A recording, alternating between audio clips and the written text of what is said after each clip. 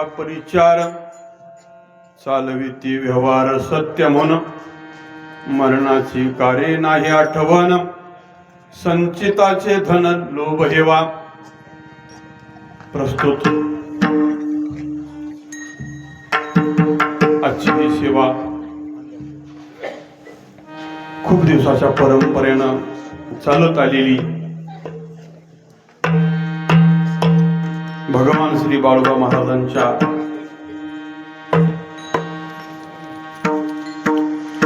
समाधी सोहळ्याचा आहे का? समाधी सोहळ्याच्या निमित्तानं ही सेवा सेवेकरता घेतलेला अभंग जगद्गुरु तुकोबा यांचा बहुतेकांच्या पाठातला आणि बहुतेकांच्या अनोळखीतला असा अभंग आहे. अभंग तसा खूप सोपा आहे आणि तुकाराम महाराजांनी आपणाला ज्या अभंगामध्ये उपदेश केला अशा काही निवडक अभंगापैकी एक आहे. विठाला विठाला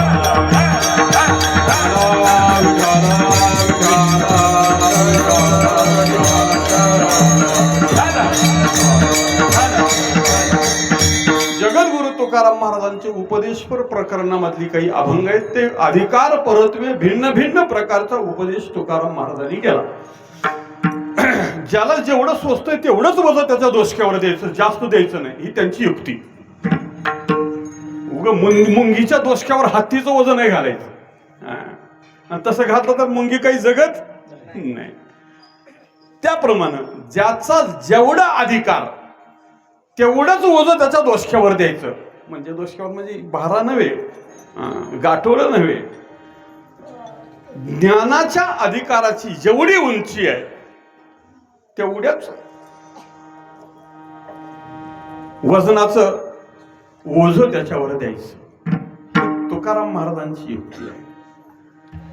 पूर्वीच्या काळामध्ये शाळेमध्ये ज्यावेळी शिकायला जायचं त्यावेळी काही शिक्षक असे असायचे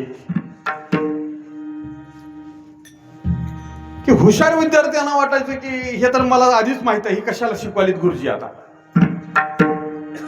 पण ती तेवढं सांगितलेलं काही विद्यार्थ्यांनी कळायचं नाही. मग ते गुरुजीला पुन्हा पुन्हा पुन्हा पुन्हा पुन्हा एकच सांगावं लागायचं. आणि मग कधी कधी हुशार विद्यार्थी एका वेळेस सांगितल्यावर ज्याला कळतंय ते त्या गुरुजीच्या तासालाच बसायचे नाही. असा एक वर्ग. दुसरा एक वर्ग असा की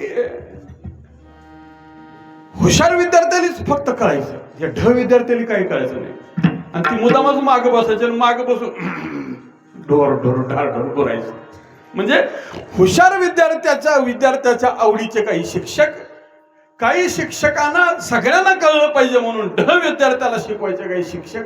पण असे काही चाणाक्ष शिक्षक असतात की ते शिकवताना त्यांच्या वर्गात त्यांच्या तासाला विद्यार्थी बी बसायचे, त्यांना बी तो तास आवडायचा आणि हुशार विद्यार्थ्याला बी तास आवडायचा.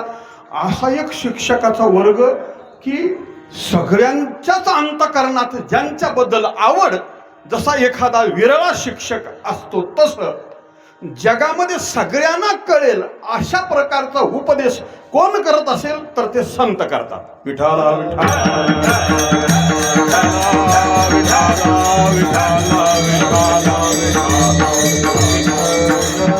सामान्य असेल तर त्याच्यासाठी सामान्य उपदेश, एखादा जिज्ञासू आहे त्याच्यासाठी तशा प्रकारचा उपदेश, एखादा विषय असेल त्याच्यासाठी त्याच्या संबंधातला विषय उपदेश, अशा प्रकारची उपदेश करण्याची तुकाराम महाराजांची हातोटी आहे. तुकाराम महाराजांच्याकडे कोणीतरी गेलं असावं की महाराज तुम्ही एवढा उपदेश करता, भगवंताच्या सत्यतेबद्दल सांगता, संसाराच्या नश्वरत्वाबद्दल सांगता, खोट्या संसारातलं खरं आहे असं समजणाऱ्या लोकांच्या बद्दलही तुम्ही सांगता, पण तुमच्या सांगण्याचा उपयोग का झाल्यासारखा वाटत नाही. बऱ्याच वेळा असं घडतं की माणसानं पुढच्या लोकांनी केलं ते मागचे लोक करत राहतात, पुढच्यानं केलं ते मागचे करत राहतात. एकदा पंढरपूरमध्ये नगर प्रदक्षिणा करत होतो मी आणि आषाढी वारी होती. नगर प्रदक्षिणा म्हणल्यावर तर सगळे वारकरी माणसं तुम्हाला सगळ्याला माहिती आहे.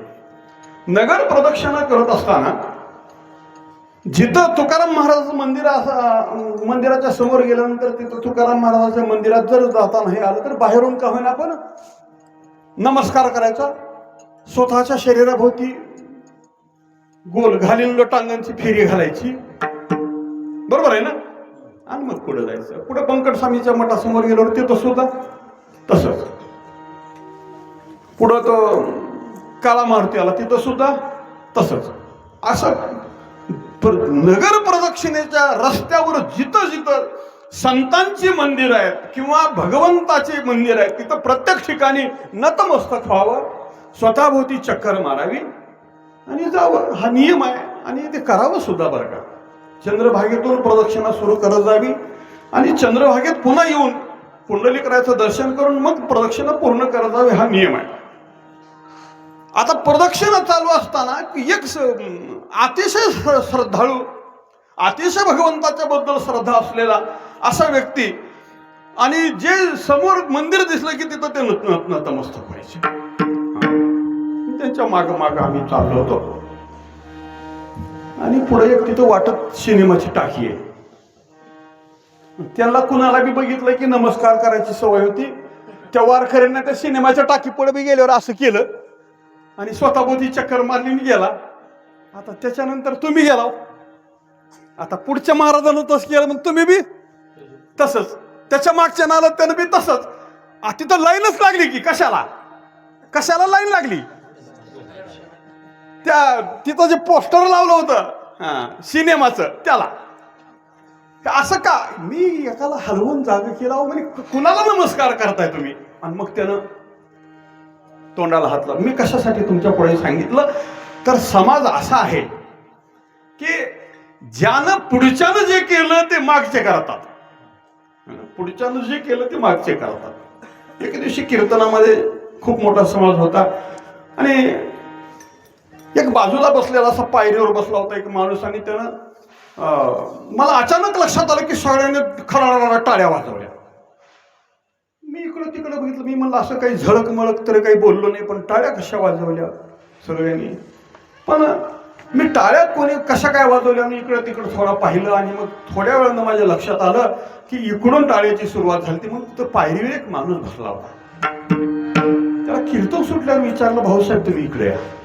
आल्यानंतर त्यानं विचारलं की टाळ्या कशामुळे वाजवल्या. ते काय की बाबा लोकांनी कशामुळे वाजवल्या ते माहित नाही, मी कशासाठी वाजवली सांगू का. मी तंबाखू मळत होतो म्हणजे, आणि तंबाखू मळताना ती मधलं इकडं काही तिकडं काही टाकून शेवटला असं असं करायची मला सवय आहे आणि मी असं असं केल्यावर सगळ्यांनी टाळ्या वाजवल्या. विठाला विठाला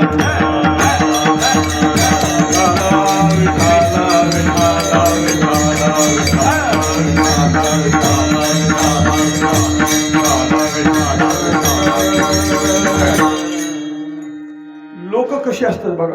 काय गुरुजी काय चांगला माणूस आहे, मला माहित आहे ते आधीच चांगला आहे मग, आणि म्हणू द्या काय करावं त्या गुरुजीने. काय माणूस नाही बरं, मला आधीच माहित होतं माणूस चांगला नाही. इकडून बी हेच बोलणार आणि तिकडून सुद्धा हेच बोलणार. तुकाराम महाराज असं म्हणतात, निंदिले निंदावे वंदिले वंदावे, एक गेले जावे त्याच्या मागे विठाला विठाला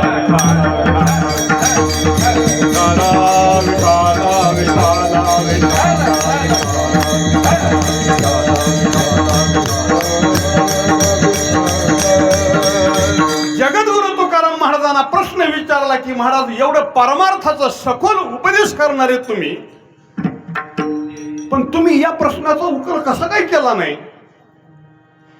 खोटं आहे ते खोटं म्हणून सांगावं, खरं आहे ते खरं म्हणून सांगावं. महाराज म्हणले खोटं आहे ते खोटं म्हणून सांगितलेलं लोकांना पटावं लागेल का. होय, कारण त्या भ्रमात भुललेले असतात त्यांना कळत नाही है ना. भ्रमात भुलले त्याला कळत नाही. आता उन्हाळ्याचे दिवस आहेत आणि एक हरिण त्याला खूप तहान लागली होती आणि ऊन पडल्यामुळे ते सारखं पाणी शोधत चाललं होतं. तलावाच्या काठावर गेलं आता फक्त 4 पावलं मध्ये उतरायचं होतं आणि काय करायचं होतं, पाणी प्यायचं होतं.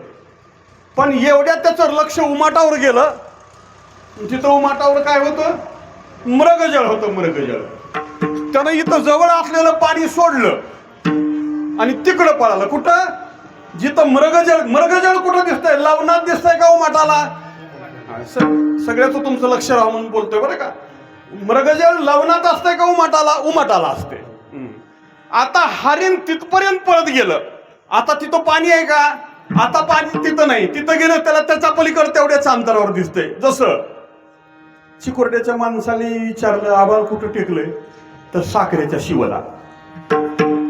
साखरेच्या शिवाला टेकलंय का? साखरेच्या शिवाला गेलं तर ती पलीकडं तिथं जावा. सगळ्या धर्तीवर फिरा. आभाळ कुठं टेकलंय? पुढच्या गावाच्या शिवावर. पण ते कुठंच टेकलेलं नाही. हे जसं असावं तसं मृगजळाचं पाणी कुठं आहे? तर आपली नजर जिथं जाते तिथं पुढं दिसतं आणि तिथपर्यंत जाऊन ते धापा टाकीत उन्हामध्ये इथलं जवळचं पाणी सोडून देतं आणि तिथं जातं आणि तिथं जाऊन पुन्हा पाण्याला पाहतं तर